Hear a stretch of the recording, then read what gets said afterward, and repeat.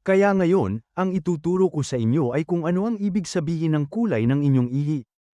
Kaya ano nga ba ang ibig sabihin ng lahat ng iba't ibang kulay na nakikita mo sa iyong ihi? At kailan ka dapat kumonsulta sa doktor? Sa simula, ang ihi ay binubuo ng 75% na tubig.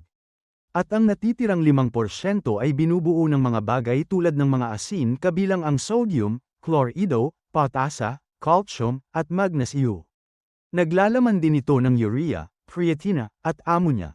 Kaya ang mga bagay na yun ay may mga partikular na sangkap na nagpapadilaw ng ihi. Kaya ang normal na kulay ng ihi ay dilaw. Kaya titingnan natin ang iba't ibang kulay na makikita mo. Una, malinaw. Kaya ano nga ba ang ibig sabihin niyan? Kung malinaw ang iyong ihi, ibig sabihin sobra kang hydrated. Minsan hindi naman ito malaking problema. Kung palagi kang sobra sa tubig, maaari kang makaranas ng hindi balanseng mga elektrolito. Kaya mababawasan mo ang sodium sa iyong dugo o mga bagay na katulad nito. At maaari itong magdulot ng malalaking problema.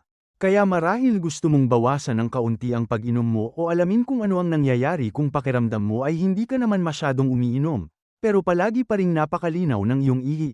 Pangalawa, dilaw. Kaya ang dilaw ang karaniwang kulay ng ihi, pero may spectrum. Ang kulay na nais mong makamit ay isang maliwanag, maputlang dilaw ng limonada. Iyon ang perpektong kulay, at nangangahulugan ito na umiinom ka ng tamang dami ng tubig. Mukhang malusog at malinaw ang iyong ihi at hindi ito masyadong konsentrado. Kaya kapag naging konsentrado ang iyong ihi, maaari itong maging madilim na dilaw o kulay amber. Ibig sabihin nito ay hindi ka umiinom ng sapat na tubig o likido. Kaya siguraduhing dagdagan mo ang iyong pag-inom ng likido. Karaniwan, ang simpleng tubig ay isang mahusay na pagpipilian upang madagdagan ang iyong pag-inom ng likido. Kung hindi mo gusto ang tubig, maaari mong idagdag sa tubig ang ilan sa mga pampalasa na iyon. Pero ayaw mong uminom ng masyadong maraming inuming may asukal dahil maaari itong magdulot ng iba pang negatibong epekto sa iyong kalusugan. Bilang 3, ang susunod na kulay na maaaring mapansin mo ay kahel.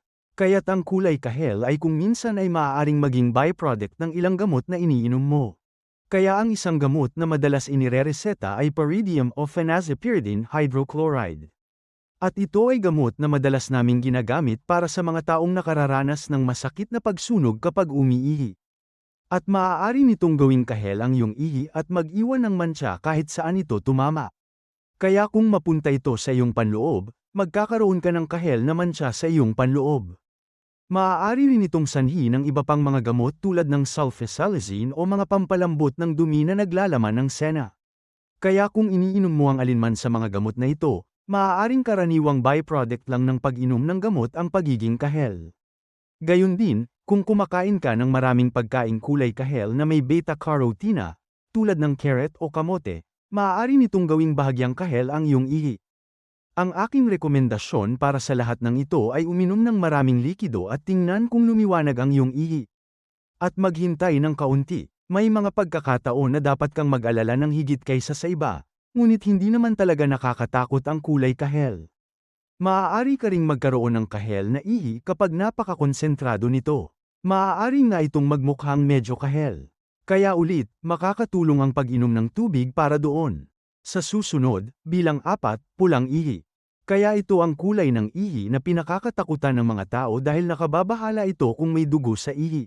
Ngunit muli, may ilang bagay na maaari mong kainin o inumin, gaya ng mga gamot na maaaring magpula ng iyong ihi.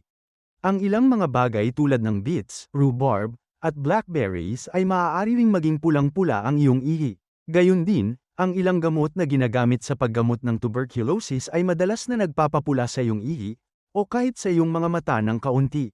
Kaya kung iniinom mo ang alinman sa mga gamot na yun o pati na rin ang mga bagay na yun, uminom ka ng maraming likido at tingnan kung matatanggal mo ito sa katawan.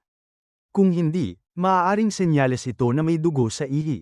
At ito ang dahilan kung bakit dapat kang kumonsulta sa iyong doktor.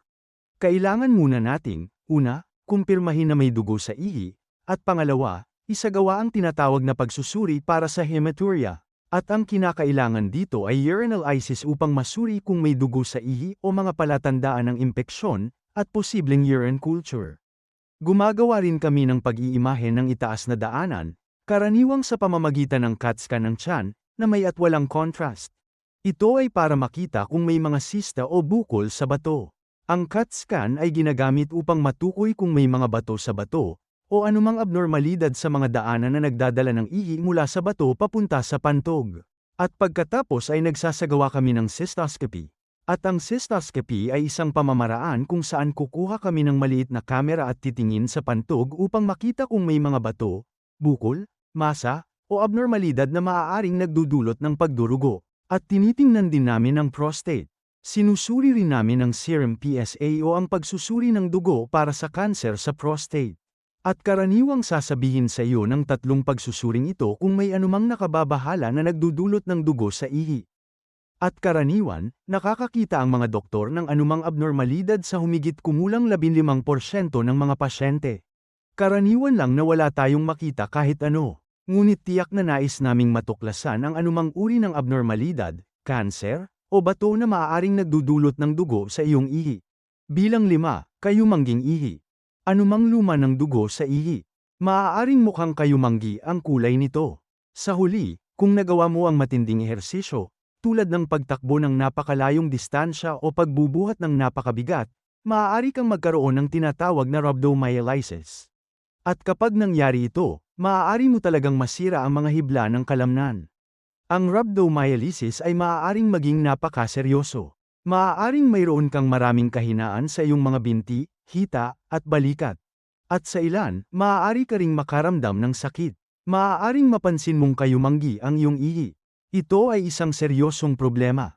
Kailangan mong pumunta sa silid emerhensya kung nangyayari ito sa iyo. Ikaw ay dapat simulan agad ang paggamot upang matiyak na mapangalagaan ang iyong mga bato. Dahil maaari itong maging mapanganib para sa iyong mga bato kung hindi ito magamot. Isa pang aspeto ng kayumangging ihi o ihi na kulay Coca-Cola ay maaari itong maging palatandaan ng sakit sa bato o atay. Kaya kung hindi bumuti ang iyong ihi, tiyak na kumonsulta ka sa iyong doktor sa pangunahing pangangalaga upang matiyak na walang ibang dahilan kung bakit kayumanggi ang kulay nito. Ang ilang bagay tulad ng sobrang dosis ng Tylenol. Kaya kapag uminom tayo ng sobrang Tylenol, acetaminophen, o paracetamol, maaaring maging kayumanggi ang kulay ng iyong ihi. Bilang 6, kung berde o asul ang iyong ihi, hindi ito karaniwan. Ngunit tiyak na ang ilang pagkain na kinakain mo, tulad ng asparagus o blueberries, ay maaaring magdulot ng bahagyang luntiang o asul na kulay sa iyong ihi. May ilang gamot din na maaaring baguhin ang kulay ng iyong ihi. Kadalasan kapag nagsasagawa ng operasyon, ginagamit ang mga gamot tulad ng indigo carmine, methylene blue, o fluorescein na maaaring gawing asul o berde ang iyong ihi. May mga gamot din tulad ng uribel na maaaring gawing bahagyang asul ang iyong ihi. Ngunit bukod sa operasyon, may ilang gamot din na nagbabago ng kulay ng iyong ihi. Kasama rito ang propofol, isang gamot na karaniwang ginagamit sa anesthesia. At ang amitriptyline, isang gamot na antidepressant na paminsan-minsan ay ginagamit upang gamutin ang kondisyong tinatawag na interstitial cystitis. Bilang 7, malabong ihi. Kaya ang malabong ihi ay maaaring senyales ng impeksyon sa daanan ng ihi, ngunit hindi ito palaging nangangahulugang may impeksyon ka. Kaya kung ang iyong nag-iisang sintomas ay malabong ihi, hindi mo kailangang magpagamot. Ibig sabihin, wala kang nararamdamang pananakit sa pag-ihi, lagnat, o anumang hindi komportableng pakiramdam sa ibabang bahagi ng tiyan. Hindi mo kailangang magpagamot para sa impeksyon. Kung ikaw ay buntis, may mahinang resistensya, o hindi ka isang malusog na individual, dapat kang kumonsulta sa doktor.